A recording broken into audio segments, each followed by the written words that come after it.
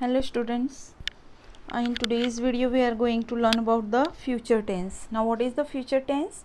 Actually it talks about the action which will take place in the future. जो हुआ नहीं है but it will be, जो हो सकता होगा, फ्यूचर में होगा, भविष्य में होगा, ठीक है. जो एक्शन होने वाली है, we are just thinking about that, वो कंप्लीट नहीं हुई है लेकिन होने वाली है in the future, we call it future tense. Suppose एक example, we will go to park tomorrow.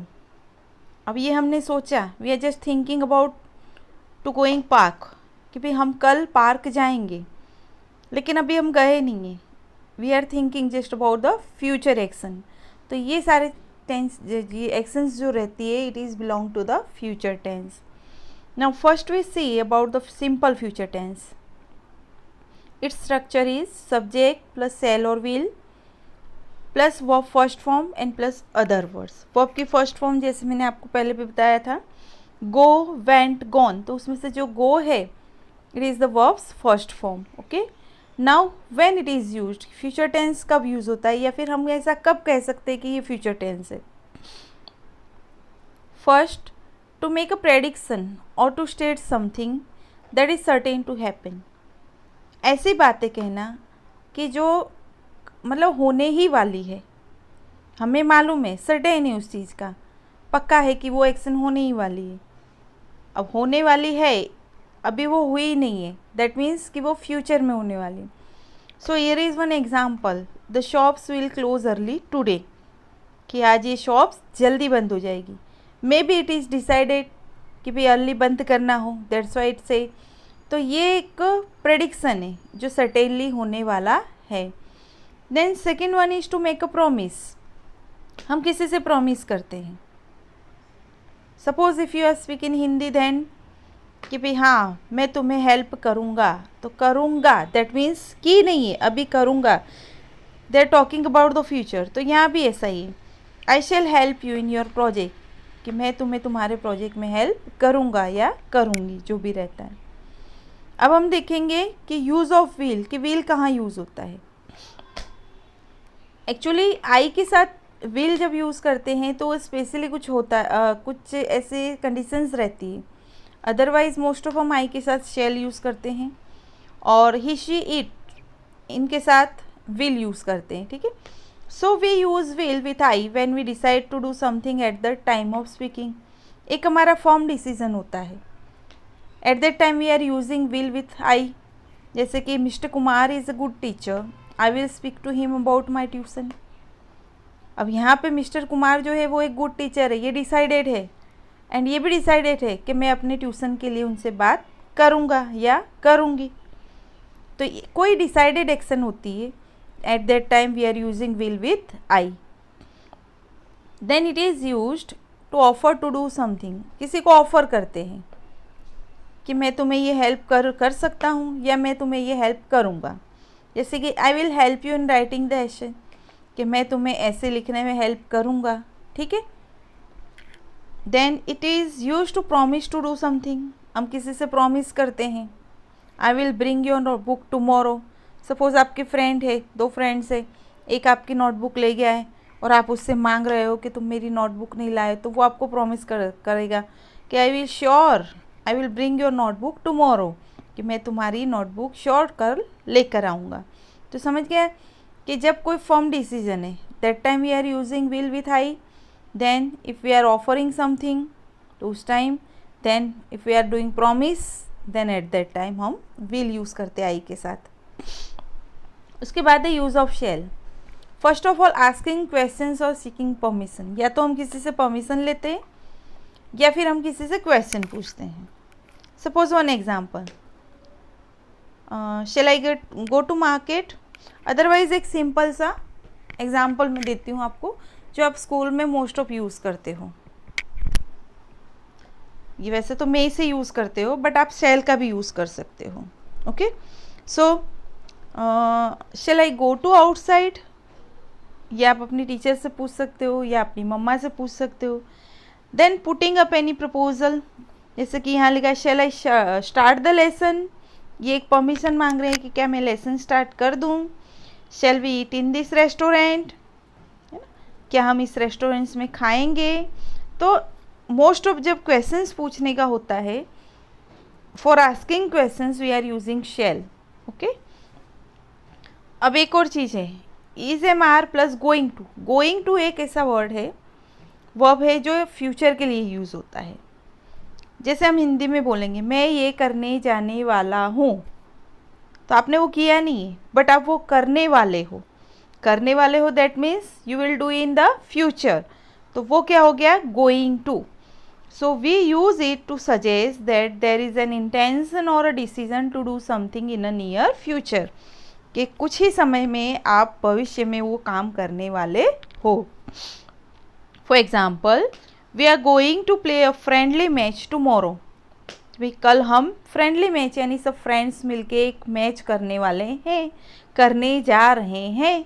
अब जा रहे हैं डजेंट मीन के कंटिन्यूस टेंस है, it is not continuous tense but it is future tense, because whenever we are using going to with is mr, that means it is the future tense. Okay, we are talking about the future tense.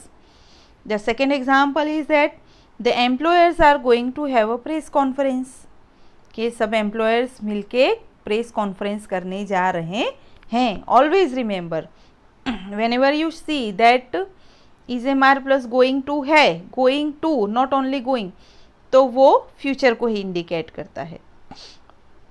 Then we also use it to predict a future action when there is a clear evidence of its coming true. मतलब कि हमें मालूम है कि हाँ ये होने ही वाला है, ये सच होने ही वाला है। सपोज़ आपको कहीं जाना है, आपने वहाँ का टाइम दिया है 10 o'clock का, बट 10 o'clock घर पे ही हो गए हैं, तो आपको मालूम है कि सर्टेनली आप लेट होने वाले ही हो, तो इस टाइम भी हम ये यूज़ करते हैं। It is 6 o'clock, Seema is going to be late for class, कि हाँ 6 o'clock हो गए, अब सीमा क्लास के लिए लेट होने वाली है। Then I am late today, I am going to take a bus to reach school on time, कि आज मैं लेट हो चुका हूँ, है ना, तो स्कूल के लिए मुझे बस पकड़नी होगी। इसके बाद है we also use it to indicate likelihood. Likelihood यानी कि कुछ एक अंदाज़ा लगाना, पॉसिबिलिटी बताना, कि I think it is going to rain, कि मान लो बहुत सारे क्लाउड्स हो रहे हैं and at that time you can say, आप कह सकते हो कि I think it is going to rain, कि हो सकता है आज बारिश आने वाली है। Then I think he is going to B इल, मान लो किसी को कंफर्टेबल फील नहीं हो रहा है, तो उस टाइम पे हम बोल सकते हैं कि हाँ मुझे लगता है कि वो बीमार होने वाला है। सो स्टूडेंट्स, ये तो हो गया कि हमें विल शैल कब यूज़ करना है, गोइंग टू कब यूज़ करना है। Now first form, that is the affirmative sentence, we are going to learn about that, and the structure is the subject will or shall plus verb first form plus other words। बहुत easy है students. यहाँ पे देखो examples दिया, आई shall write a letter, मैं एक letter लिखूँगा, तो I that is the subject, and I के साथ हमने शैल यूज़ किया है क्योंकि ये फॉर्म डिसीजन है। Write is the first form of verb and the letter is a other words. Same as नीचे भी है, ही सब्जेक्ट है, then will is the will shall, then write verb की first form, a letter other words, है ना। फिर आप ऐसे ही बोल सकते हो she will go to market, कि वो मार्केट जाएगी, तो उसमें शी क्या हो जाएगा, she subject, will shall, then go क्या हो जाएगा, गो फर्स्ट फॉर्म हो जाएगा, to the market is the other words हो जाएगा। ऐसे बहुत से सेंटेंस आप बना सकते हो, है ना। गो, फिर प्ले, राइट, स्पीक, बहुत सारे ऐसे वर्ब्स होते हैं जिसका यूज़ करके आप सेंटेंस बना सकते हो, ठीक है। Now next one is negative sentence. Negative यानी जो नकारात्मक होते हैं, जिसमें नॉट आता है, ठीक है। जैसे कि फर्स्ट हमने देखा, इसका स्ट्रक्चर है सब्जेक्ट, विल शेल, और यहाँ हम नॉट यूज़ करते हैं, वर्ब की फर्स्ट फॉर्म और अदर वर्ड। सारा स्ट्रक्चर अफर्मेटिव जैसा ही है, but when we are using not then it turns into the negative sentence. So first one is I, I क्या हो जाएगा आपका, सब्जेक्ट हो जाएगा।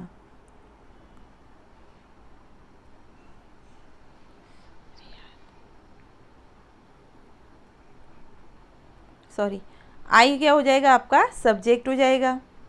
शैल, देन नॉट हमने यूज़ किया, वर्ब की फर्स्ट फॉर्म यूज़ की, और a letter is the other words. ऐसा ही दूसरा एग्जाम्पल है, दे क्या हो गया, सब्जेक्ट हो गया, है ना। I you we they he she it singular plural या कोई नाउन होता है तो वो सब्जेक्ट होता है।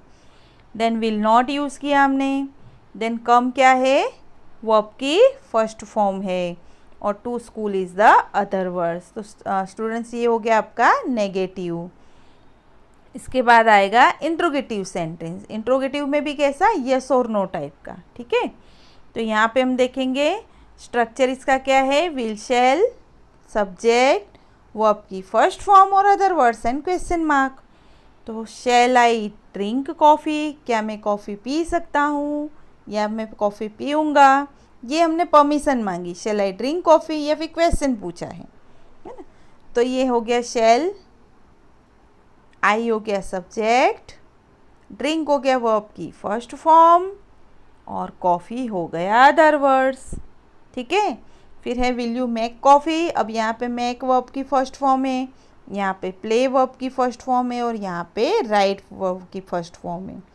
तो स्टूडेंट्स आप ऐसे अलग अलग वर्ड्स यूज़ करके, वर्ब्स यूज़ करके, and remember that you have to use only verbs first form in this in this simple tense. Okay, so next one is interrogative sentence, but कैसे सेंटेंस, जो WH type के question होते हैं।